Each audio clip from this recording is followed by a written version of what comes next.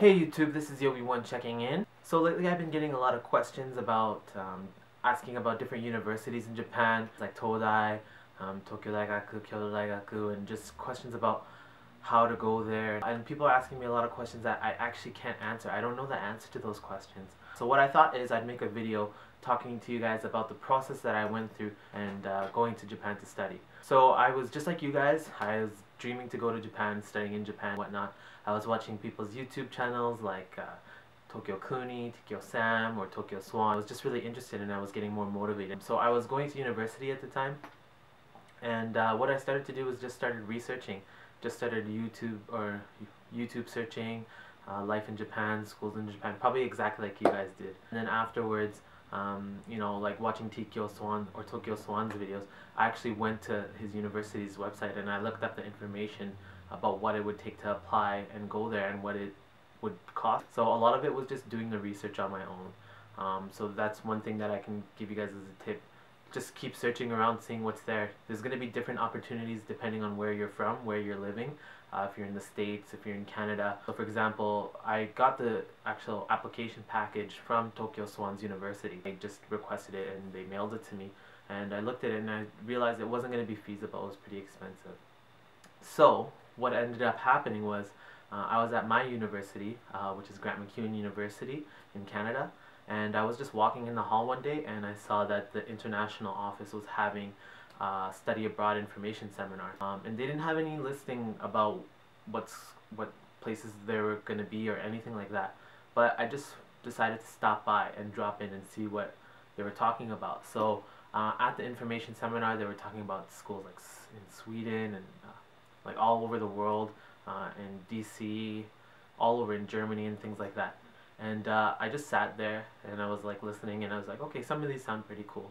And then at the end, the presenter started speaking that, oh, and in the future we may have a connection with a university in Japan. And that's when my eyes lit up and I was like, oh, what?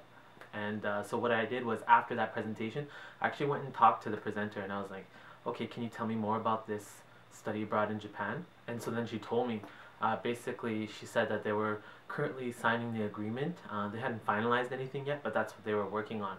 So I was interested and then I asked her, yeah, can you give me the name of the school? I would like to look up, search it. So I went on Google, I started searching up Nagoya Gakuin Daigaku, Nagoya Gakuin University, seeing what was available there. I actually went to their website. They ended up having, I think, an English application section or whatnot.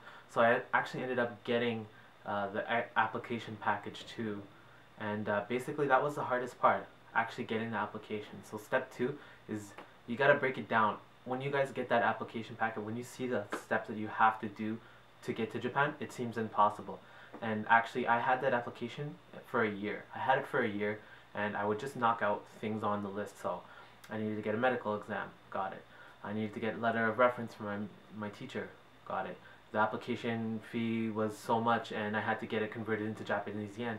There was a whole list of things that I had to get done.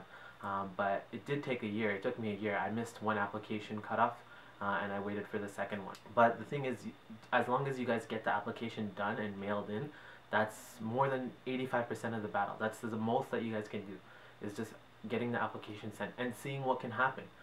You don't know if you'll get accepted. You don't know if you'll get rejected. So I remember that at that time, I wasn't even thinking that I was going to get accepted. I just sent the application because there wasn't any exchange program that was established. I was applying as an international student. And then I was just sitting tight and I didn't hear back for like a couple of months, and I remember that I emailed the school actually. I emailed them and I remember this was December of 2008.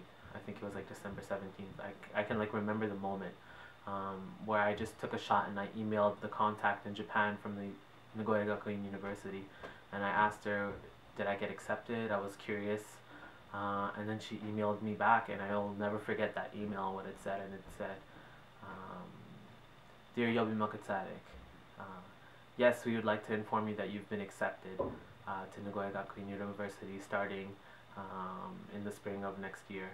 And I just remember I actually like kind of broke down at the time and I kind of started to cry because I was just like, wow, it's actually happening. It's like that was the biggest battle really, was to just get accepted, and just to send it in was the hardest thing.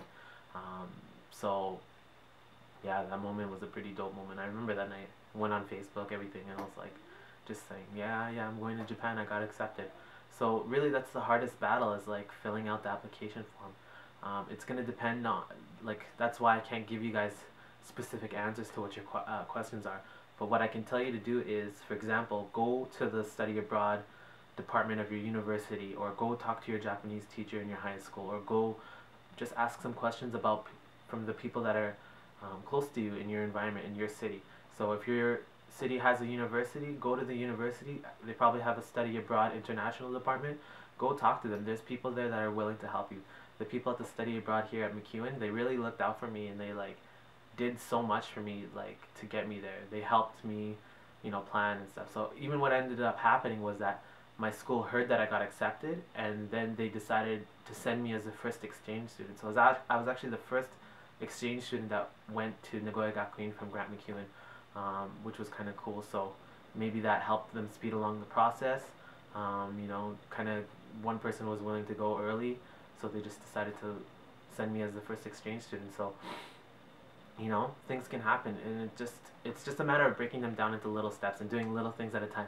And even if it takes a year, even if it takes 2 years, as long as you have what the next step is in front of you and you're working towards that, eventually it'll go down. So like I always said, I was there, I was watching on YouTube. I remember the day that I typed in life in Japan, and I found Tokyo Kuni's videos and stuff, and then I started watching them, and I was just like, wow, like, that's cool, that's really cool, that's interesting. I want to go there, I want to do that, I want to experience that. So the same thing I can say to you guys is just go and do the research, go apply, send in 10 applications to 10 different places, you know?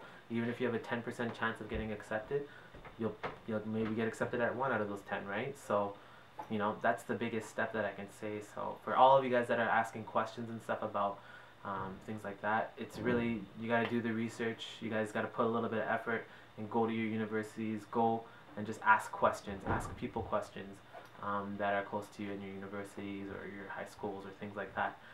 So yeah, good luck, guys. You know, it's a lot of little steps, but a lot of little steps got me there, and it was well worth the effort. So thanks again for watching, guys. This is Yobi1. You guys can follow me on Twitter at Yobi1. You guys can also follow me on Instagram if you'd like. I love posting pictures on Instagram every day, so you guys can follow me. My Instagram name is just Yobi. So search me up, and yeah, leave a comment.